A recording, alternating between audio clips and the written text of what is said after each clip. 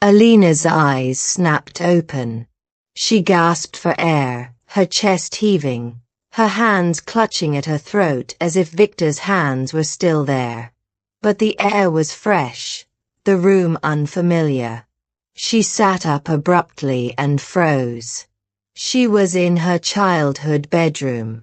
The small bed creaked beneath her as she shifted.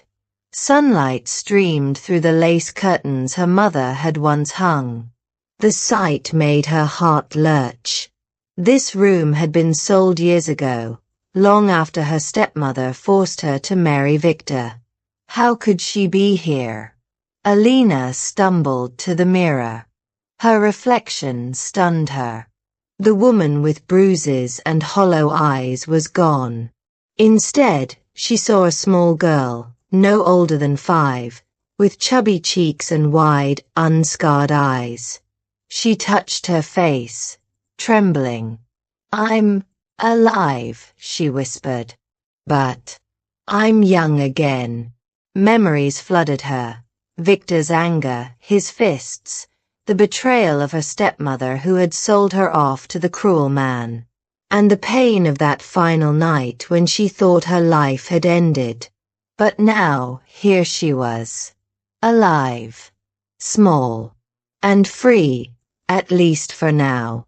A whisper of shadows. Alina's shock gave way to determination. She had been given a second chance. She didn't know how or why, but she wouldn't waste it. She would never let herself fall into the same trap again. But as the days passed, Alina noticed strange things. Her stepmother, cold and manipulative as ever, seemed even more calculating this time. At first, Alina thought it was just her own memories coloring her perception, but small hints told her otherwise.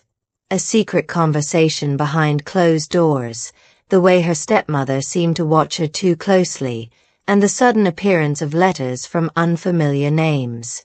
One evening, Alina overheard her stepmother speaking in hushed tones. "She'll be ready when the time comes," the stepmother said. "I'll make sure of it." Alina's heart pounded. Who was her stepmother talking to? Was this about Victor? Even as a child, her instincts screamed danger. She needed to act. Over the next few weeks, Alina pretended to be the obedient, naive child her stepmother expected. But when no one was watching, she searched. She found hidden letters in her stepmother's dresser, documents discussing financial deals and mentions of Victor's family. The letters dated back to years before her marriage had originally happened. Her stepmother had planned everything long before Alina had even turned 18. The realization chilled her. But something else caught her eye, a name she didn't recognize, Elias. The letters hinted at someone working alongside her stepmother, someone dangerous. Who was Elias? And why did the very mention of his name make her stomach twist with unease? One rainy afternoon, Alina's stepmother called her into the sitting room. The woman's sharp eyes bored into her, and Alina suppressed a shiver. "You've been unusually quiet lately," her stepmother said, her tone smooth but edged with suspicion. "What have you been up to?" "Nothing, stepmother," Alina replied with wide, innocent eyes. Her stepmother studied her for a long moment before nodding. "Good. Because I have plans for you. Important ones." Alina forced herself to smile. Of course. But inside, she was seething. She needed to escape. She couldn't wait until she was older. She had to find a way out now, while she still had time. That night, Alina packed a small bag. She would run to the village, find someone to help her, and disappear before her stepmother could sell her off again. But as she crept down the stairs, she heard voices in the dark. She's too clever, a man's voice said. If you don't control her now, we'll lose everything. She's just a child, her stepmother replied. She won't disobey me. She better not, the man said. Or she won't live long enough to be useful. Alina's blood ran cold. Elias. He was real. And now, she knew they wouldn't just try to force her into another marriage. They'd kill her if she didn't comply. The next morning, Alina pretended everything was fine. But inside, she was unraveling. She couldn't trust anyone. She couldn't run to the village. Elias might have people there. She had to think carefully. Days turned into weeks, and Alina played the long game. She began earning trust from the maids, quietly gathering information about Elias and his connection to her stepmother. She learned he was an enforcer for a powerful family, Victor's family. They wanted her as a pawn in their schemes, just as before. But Alina wouldn't let history repeat itself. One night, when the house was quiet, she set her plan into motion.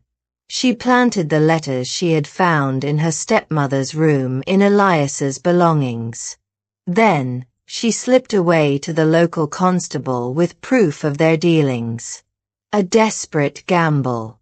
When Alina arrived at the constable's office clutching the letters, her heart pounded with both fear and hope. The officers listened to her carefully, their expressions grim as they read the evidence she had brought. For a moment, she thought she was safe. But then their demeanor changed. "You're accusing Elias Morn and the Greystone family?" the chief constable asked, his voice low and cautious. "Do you understand what you're saying, girl?" "Yes," Alina said, her small hands clenched into fists. "They're using me, and they're dangerous. They've hurt people, and they'll hurt me too if you don't stop them." The constable sighed heavily and shook his head. "You don't understand, child. The Greystones own this town. Half the people here work for them, including me. If I act on this, it won't just be you in trouble. It'll be my family too." Tears welled in Alina's eyes. "So you're just going to let them get away with it?" "Go home, Alina," he said softly. "For your own safety, don't make them angry." Alina stumbled out of the constable's office, the weight of despair pressing down on her. She had no one to turn to. The Greystones were too powerful, and her stepmother's alliance with them made her untouchable. She couldn't run to the village widow for help anymore. If the Greystones found out, they'd hurt anyone who harbored her. Alone, Alina decided to go underground. She used what little money she had saved from the small tasks she'd been doing for the maids and fled into the nearby forest. For weeks, she lived off scraps, hiding in abandoned cabins and avoiding the Greystone enforcers who scour the area for her. Her stepmother had surely sent them, and she knew Elias wouldn't rest until she was caught. One cold evening, Alina crept into the outskirts of a grand estate she had stumbled upon. The house was vast, far more luxurious than anything the Greystones owned. Desperation pushed her to take a risk. She sneaked past the gates and found a stable hand, a boy not much older than herself. "Please," she whispered, clutching his arm. "I need help." The boy hesitated but saw the fear in her eyes. "Wait here," he said, then disappeared into the estate. Minutes later, an elegant woman appeared, her piercing eyes scanning Alina from head to toe. She wore a deep burgundy dress, her demeanor radiating authority. "Who are you?" the woman asked, her voice calm but commanding. "I'm I'm Alina, she said, her voice trembling. The Greystones want to hurt me. My stepmother is working with them. Please. I don't know where else to go. The woman's eyes narrowed. The Greystones, you say? Yes, Alina said, her heart pounding. They're using me for some kind of deal. They're dangerous. The woman's expression hardened. Come with me. The woman, who introduced herself as Lady Eleanor Volcrest, turned out to be the matriarch of a family far more powerful than the Greystones. The Volcrests had been rivals to the Greystones for years, though they operated with far more integrity. Eleanor saw in Alina not just a victim, but an opportunity to strike back at her enemies. Under the Volcrest family's protection, Alina found herself in a position of safety for the first time in months. Eleanor took her in as a ward, giving her shelter and a chance to recover from her ordeal. But Alina wasn't content to simply hide. She wanted justice. She worked closely with Eleanor, sharing every piece of information she had about the Greystones' dealings. Eleanor, with her resources and influence, exposed Elias's criminal network, ensuring his downfall. But the real victory came when Eleanor used Alina's story to dismantle the Greystones' reputation. Public pressure and legal action forced Victor's family into ruin. Years passed, and Alina grew into a strong, confident woman under Eleanor's mentorship. She learned to navigate the world of power and influence, using her past not as a source of pain but as a weapon. With the Volcrest name behind her, she became an advocate for others trapped in situations like hers, ensuring that no one else would feel as powerless as she once had. Victor and his family were no longer a threat. Her stepmother, disgraced and abandoned by her allies, faded into obscurity.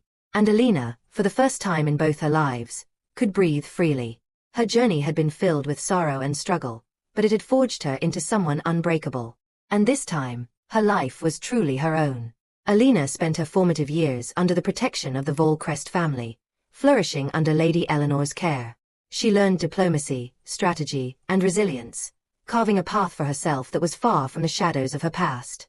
The Volcrests had given her a new life, but one member of the family made her feel something she never thought she'd experience again. Love. Eleanor's son, Adrian Volcrest, had been away during Alina's initial arrival. He had returned from his studies abroad a few months after she found sanctuary within their estate. Adrian was nothing like the men Alina had known in her past life. He was kind, patient, and fiercely protective of those he cared about. Where others saw Alina as a victim, Adrian saw her as a fighter. At first, Alina kept her distance. Her memories of Victor haunted her, and the idea of trusting a man with her heart terrified her. Adrian, sensing her unease, never pushed. Instead, he offered quiet support, sharing books with her, walking with her through the estate's lush gardens, and listening when she chose to open up about her past. Their bond deepened over the years. Adrian admired Alina's determination and strength, while she found comfort in his steady presence.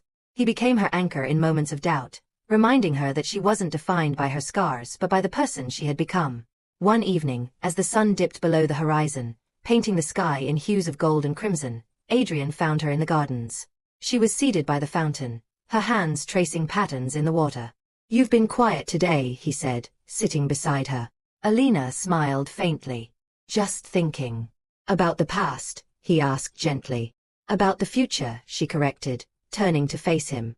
"For so long, I never thought I'd have one." "You've always had a future," Adrian said, his voice firm. "You just needed a chance to claim it." Their eyes met, and in that moment, Alina felt something shift. The fear that had gripped her heart for so long loosened its hold. She reached for his hand, her fingers trembling slightly, and he held it without hesitation. Adrian's love wasn't loud or demanding. It was steady and unwavering, like the foundation Alina had always needed but never had.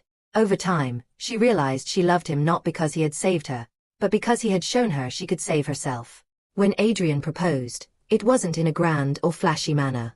It was in the same quiet, heartfelt way he did everything.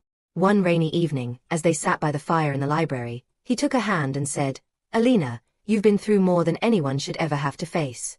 But through it all, you've shown strength and grace that I've never seen in anyone else. I don't want to imagine a future without you in it. Will you marry me?" Tears filled her eyes, but this time, they were tears of joy. "Yes," she whispered, her voice barely audible. "1,000 times yes."